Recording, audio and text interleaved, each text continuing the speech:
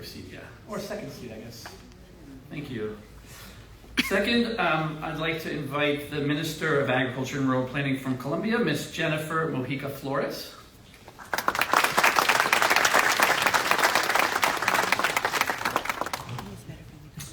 And then the First Deputy Minister of Justice of Georgia, Ms. Tamar Keshelashvili.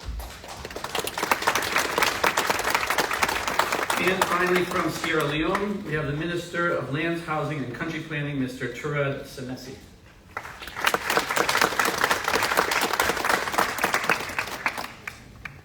So, in my role as CEO of Landesa, I spend a lot of time trying to pitch the importance of land, but I realize we don't need to do that here. Everybody knows land matters.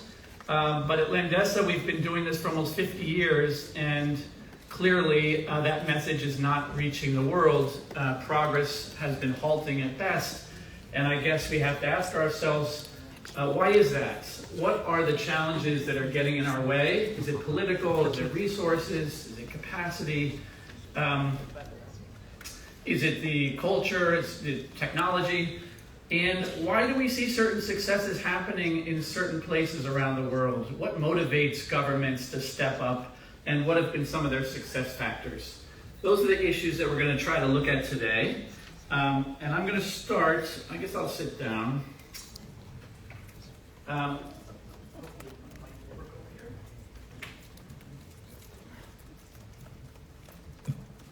So my biggest challenge today will be trying to get this all done in the 60 minutes allotted, because each one of these panelists could give a master class in land rights, I have no doubt about it. But we're going to ask them to try to limit their responses to 3 to 4 minutes. I know I'm going to have some help with a flashing card somewhere. And then that should leave us with time afterwards for a little bit of Q&A. So, starting to my left, Minister Yudhoyono. Quick background, you were appointed this year as Minister of Agrarian Affairs and Spatial Planning. You're also the General Chair of the Democratic Party in Indonesia, and you founded the Yudhoyono Institute, which is a think tank on democracy and prosperity. And of course, you have many other accomplishments, but we'll keep it to that for the moment. So recently, we know at Landesa that there's been tremendous progress in Indonesia, where we've started doing some work. And over 100 million parcels of land have now been mapped and registered, which is a remarkable accomplishment. I understand that another 26 million parcels will be registered in the coming year or so. And so I guess the question to you is, what's motivated this sudden movement around land, and what are some of the challenges that you've faced? And I want to just make clear, we're going to have 2 rounds of questions. So we'll start with the motives and challenges, and then we'll get to some of the success factors. So please. Thank you, Chris. But before I answer your question, on behalf of the government of Indonesia, allow me to express our sincere gratitude for this invitation to this conference, and thank you for your continuous support to make Indonesian agrarian reform a great success. And we are grateful for your help to our communities impacted by natural disaster. So World Bank has indeed made a significant contribution to our systematic land registration program, which is fundamental for 3 main reasons. First one, this program provides legal certainty for landowners. The primary agrarian problem in Indonesia is the minimum ownership of land titles. So when, at my first day as minister, I flew to Manado, North Sulawesi. It's 3 hours flight from Jakarta. And I met this 80-year-old lady. Her name is Miss Adela. And she has been living in her house for half of her life, but never possessed any legal documentation until I gave her in person a certificate of land titles. She smiled in joy and relief, probably because this is the first time ever, after so many years, that she has something to be given to her next generation. So millions of Indonesians and citizens share the similar story with Miss Adela. And in East Java, there are thousands of farmers. So last we gave and distributed 10,000 land certificates to those 3 generations of farmers. Never had any land certificates before. And in Indonesia, of course, most cases, land ownership is hereditary. So for decades, this de facto form of ownership is considered adequate for many societies. Of course, this kind of mindset has led to many problems and conflicts, especially when land owners dies or there's a ownership changes hands, because land can be claimed and repossessed by other parties at any time. So to provide legal certainty, since 2017, Presiden Joko Widodo has implemented Indonesia's systematic land registration program, which is directed towards promotion of justice and prosperity for all. And the second point, the land registration provides access to the economy. Indonesia has more than 65 million small medium enterprises, absorbing 97% of our workforce and contributing 61% to our GDP. So they are the backbone of our economy. The problem is they have a very limited access to capital. So when they possess land titles, they could actually and legally apply for soft loans from our banking system and other financial institutions. And in the end, of course, it will generate significant economic value added. And the third one, land registration also provides legal protection from the unlawful, unethical land grabbers, or more popular in Indonesia, we call it as land mafia. So last year alone, our anti-land mafia task force, which is a collaboration between our ministry and the law enforcement agency, we could decisively prevent over $800 million of potential loss from land-related crimes. But despite all these benefits, many remain reluctant to register their land because they don't want to bother with administrative matters and are concerned with the obligation to pay taxes. So first and foremost, we must change the mindset of the people so they could understand clearly the benefits of having land titles and the risk of not having one through socialization campaign effectively. And further, the systematic land registration invites community participation and also collaboration from private elements. This is very important because government has very limited resources, both in terms of human resources and technological resources. So for their part, our local governments are also encouraged to provide incentive policies. For example, by waiving the first registration tax.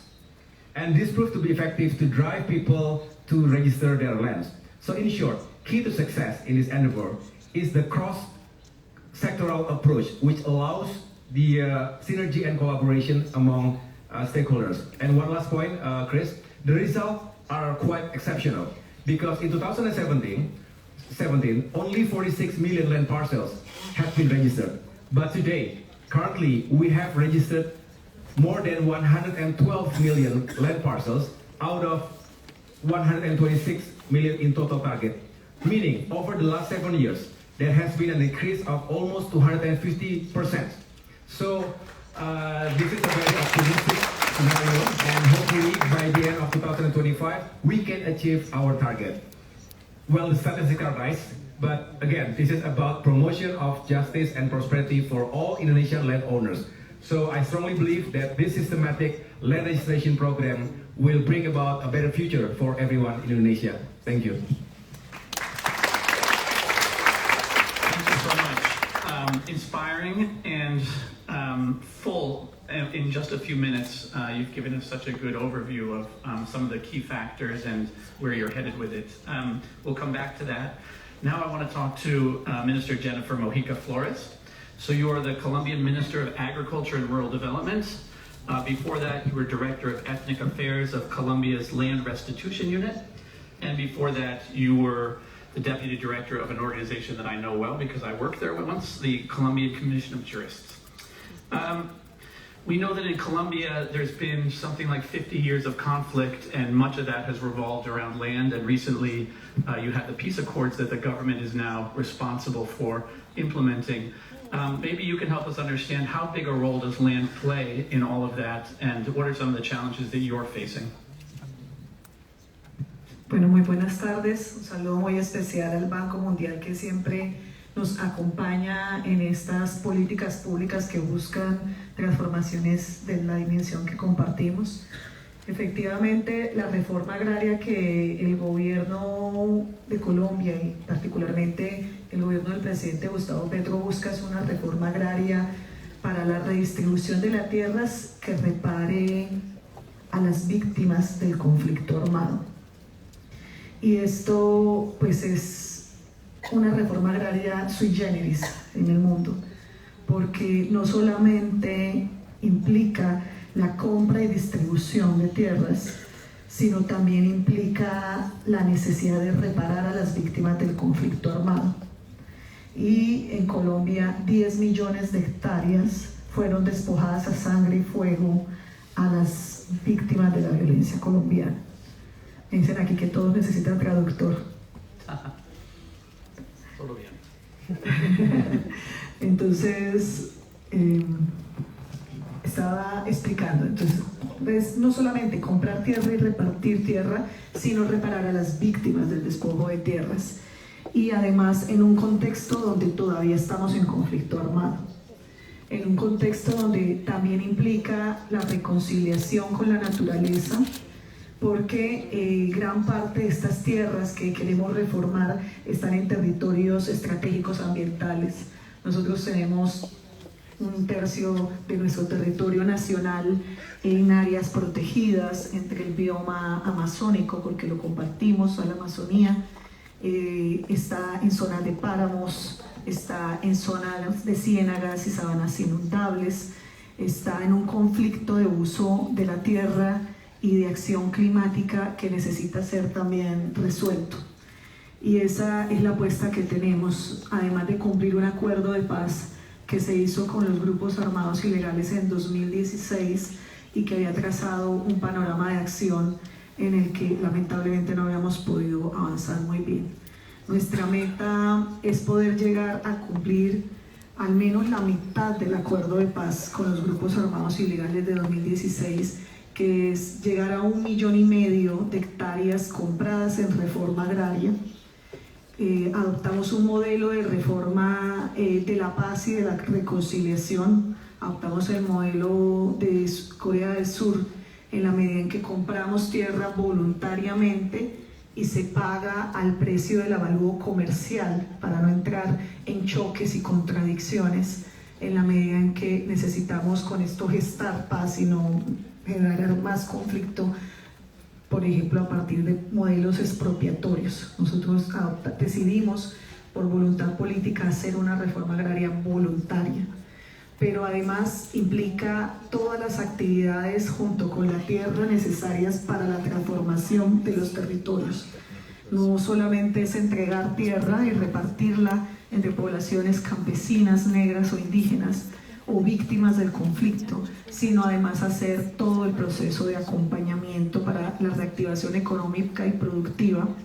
También queremos que esa producción hoy esté acorde con las acciones climáticas, que sea una producción adaptada al cambio climático, que sea una producción descarbonizada, que apueste por la agricultura familiar campesina, por prácticas de agroecología, por el aprovechamiento sostenible de los ecosistemas, y que además agregue valor y transforme las economías de esos territorios. Los territorios de la guerra, que son los de la reforma agraria, son territorios donde la exclusión y la pobreza es multidimensional, donde no ha llegado el desarrollo de infraestructuras públicas o sociales, en donde la desigualdad, por ejemplo, de poblaciones de mujeres es intolerable en este momento, en donde la pobreza en materia de seguridad alimentaria también afecta casi a la mitad de la población.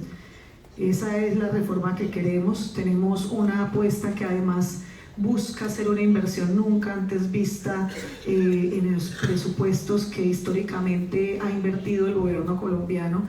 Por ejemplo, entre el año pasado y se han destinado 1.700 millones de dólares para compras de tierras voluntarias, con el ánimo de poder, a través de esta reforma agraria, cambiarla y transformar las situaciones de conflicto armado del país. Okay, fantastic. Thank you. Moving to our third speaker now, Tamar Keshelashvili, and I apologize if I'm mangling the name. First Deputy Minister of Justice of Georgia. Before that, served as the Parliamentary Secretary and Legal Advisor to the President, and before that was a partner at MLK Law, which is a leading firm in Georgia. So, First Deputy Minister, a few years ago, the government started a pilot to register land, and more recently has scaled that up to become a national program. I wonder if you can tell us a little bit about what motivated that effort and what are some of the challenges that you've run into? Dear Mr. Chris, thank you for the question. And before I will start answering, I would like to emphasize how happy and glad I am today to represent Georgia and the Ministry of Justice and the National Agency of Public Registry. I will try to stick to the timeline and not to take much time, because I know also being moderator and I know how it's important to concentrate on time. With regard to your question of your interest, I would like to tell you that Georgia consistently scored high on World Bank ratings. This means that we always performed very good in reforms, but to be named champions is a really significant acknowledgement, and thank you for this opportunity to talk in this international arena. And one of the main reforms which we are really proud of, and which is a priority of the Georgian government, is the systematic land registration, which you have correctly mentioned, that started from the World Bank financed pilot project. And my colleague from Indonesia talked about his personal experience, and I think that it's always interesting to tell something about from your perspective. And how was my first day 3 years ago when I was appointed at this position? The pilot project was coming to the end, and when I started to work in the Ministry of Justice and started to be responsible for the public registry, I found out that we had thousands of the cancelled or problematic applications from citizens. And we, on the one hand, we had very good expertise and knowledge and technical infrastructure financed by the World Bank, but it was a pilot project. And on the other hand, there was a whole country. And we started thinking about scaling up, and the decision was made, and this is a great decision. And now with all this expertise that we learned from the World Bank, now we are really able to do this excellent job, for all and at once. And I'm sure you know, the Georgian government inherited very, how to say, mildly difficult situation with regards to the title on the movable property and land registration, and we had to somehow fix this problem. And now we are at the stage that we started this systematic land registrations approximately 1.5 years ago, and we already surveyed up to 1 million land plots. Out of 1,200,000, Georgia is a small country, so this is a huge number for us also. And as for the registration, already 700,000 land plots are registered. And per day we are registering approximately up to 300 land plots, and are surveying approximately up to 400 land plots. And what was the how we started, what we did, which steps did we take? It was firstly, it was legislative amendments. Also, we had a good expertise with a close cooperation of the World Bank team, which made procedures less bureaucratic, and it helped us in terms of timing. Also, the second one was that we strengthened public registries human capital. We started the pilot with 0 surveyors, 0. I would like to underline this. And nowadays we have 700 certified surveyors, and more than 100 of them are women, and this I'm proud, absolutely proud because of this also. And with regard to the women, I also would like to highlight that, for example, in Georgia, the land title ownership on the movable property is we have very good balance. 49% of the land plots are registered on the name of women. This is also I know that is the one of priorities of the World Bank issue of the interest. That's why I'm emphasizing of this issue. And also we, for sure, it has to be mentioned that we digitalized all the registration process, and that was the step that we took. And once again, I will not take much time, and thank you for the question, and we're here to elaborate further. Wonderful. Thank you so much. Finally, Mr. Touret Senesi, you are the Minister of Lands, Housing and Country Planning in Sierra Leone. Under your leadership as Minister, Sierra Leone has passed two historic land rights laws. One, the Customary Land Rights Act of 2022, and the second, the National Land Commission Act of 2022. Two remarkable pieces of legislation. I wonder if you can tell us a little bit about what motivated those legal reforms and what have been some of the challenges, particularly with respect to customary land laws. Yeah, thank you very much. Let me also, on behalf of my President and the people of Sierra Leone, extend our sincere thanks and appreciation to the World Bank group, because we are here today because of their support. In 2015, there was a document prepared in Sierra Leone, also supported by World Bank and some other partners, that has brought about the national land policy. In that document, it was recommended that Sierra Leone should enact those two basic laws, the National Land Commission Act and that of the Customary Land Rights Act. The simple reason for that recommendation was that there used to be a very chaotic land administration system in Sierra Leone. So at that point in time, it was resolved that if we are to get over the chaotic nature of land management in Sierra Leone, the only way out is to have a commission that will be charged with the responsibility of effective and efficient land administration in Sierra Leone. So 2015 to 2021, it was a long time, and taking over the ministry, I was under immense pressure from His Excellency the President to make sure that I move and fast track the process. So we started consultations across the country with civil society groups, ministries, line ministries, agencies, and then of course departments. So we started a conversation. We also had to make sure that we get the civil society groups to be part of the process, and they were very instrumental in the whole process. And then of course we have another very important group. Without them, there is no way we can get it right, and that's the paramount chiefs. In Sierra Leone, we have two types of land tenure. We have the state land, where you're talking about the Crown Colony, that's for the western area of Freetown, and of course the Ponce municipality. But then of course 80% of the lands available in Sierra Leone, you already find them in the provinces, and those ones are in the custody of the paramount chiefs. So without having a buy-in from the paramount chiefs, there is no way you can get it right. So it was a difficult task, but then with persistence we were able to convince them that the chaotic nature in terms of land administration in Sierra Leone, there is a need for us to have the Customary Land Rights Act enacted, and then of course establish an institution. That's the National Land Commission that will be charged with the responsibility of effectively managing lands in Sierra Leone. So we were able to get them on board, and we also had that consultation.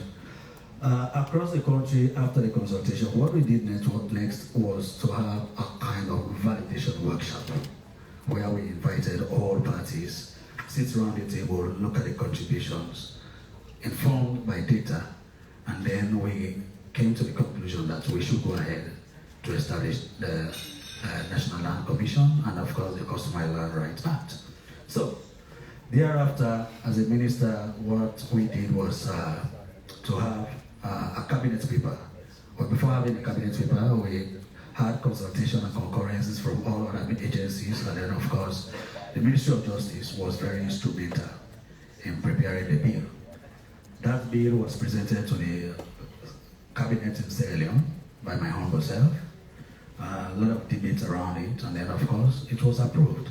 And thereafter, of course, it was laid in Parliament for ratification, and then it became law in Sierra Leone. So we have the two documents, the two laws, the National Land Commission Act of 2022, and then of course we also now have one again, the Customary Land Rights Act 2022, and of course their regulations. We also have regulations for both acts. So what we've done now is that we have those in place that are now the guiding laws that show us the pathway with respect to the management of land parcels in Sierra Leone. So having done that, we've made some, I'll come to the challenges, but I think we've also taken some steps, which I want to just maybe get through that quickly.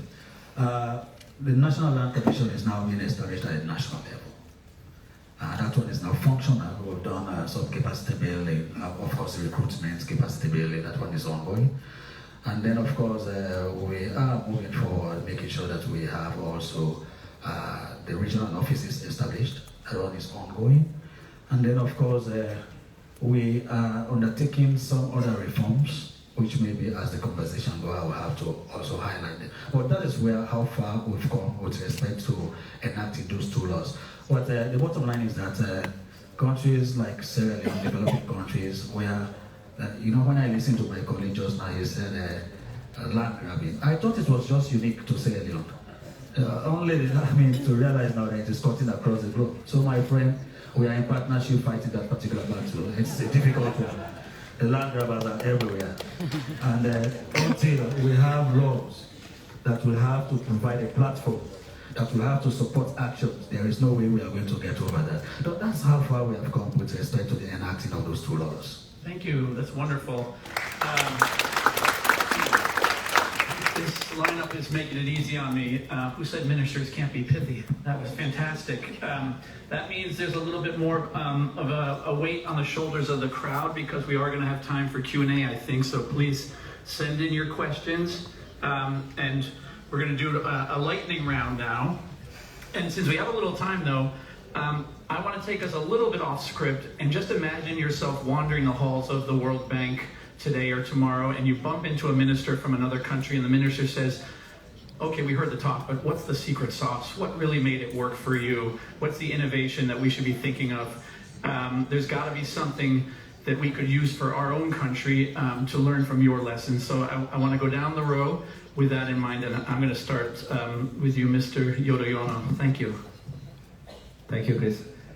There are three key success factors that contribute to the achievement of our systematic land registration. First, it's the leadership and management.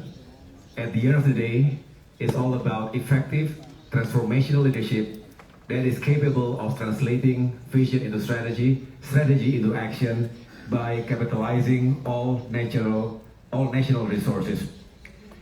This is especially important given our country's size and complexity, politically, socially, and economically. With more than 17,000 islands, Indonesia is the largest archipelago. And with more than 275 million people, we are the fourth most populous country in the world. We are also a very diverse nation, a vibrant democracy. There are 38 provinces and 540 regencies and cities, each of which is led by elected leaders from 20 different political parties. So you can imagine the dynamics and the magnitude of challenges. Indonesia is also a member of G20. Our middle class is growing, but we must work very hard to uplift our brothers and sisters who are at the bottom 40%, so we can all escape from the middle income trap. So our biggest challenge is how we can balance our land allocation, that we can always support high economic growth, improving people's welfare, reducing poverty and inequality, while at the same time protecting and preserving our environment. And other crucial challenges are regarding the overlapping regulations, which could result in issues of overlapping boundaries, normally mainly between forest and non-forest areas. And it will be much worse, more problematic, when different maps are used by different ministries and government agencies. So prolonged conflicts may arise between landowners, be it individual citizen or corporation or the state itself. So leadership is key to effective coordination and synchronization among stakeholders, ministries and local governments to resolve those pressing issues. So by referring to the integrated regulations and one map policy. Since the beginning, our President Joko Widodo, has been demonstrating his strong political power, followed by leadership in action to push his administration to achieve ambitious goals. And his commitment has also inspired our local governments to take part and contribute. And also with meaningful support from the Parliament, we could together produce solid and sound regulatory instruments and budget allocations to accelerate this program. So again, collaboration for the second factor. I would like to highlight that the second factor of this success is people's participation and collaboration. Because we have limited number of land surveyors, our ministry involves private sectors who must comply with our professional standard. And this partnership has enabled us to conduct wide-scale land survey. And as for land data collection, it is achieved mainly through bottom-up community participation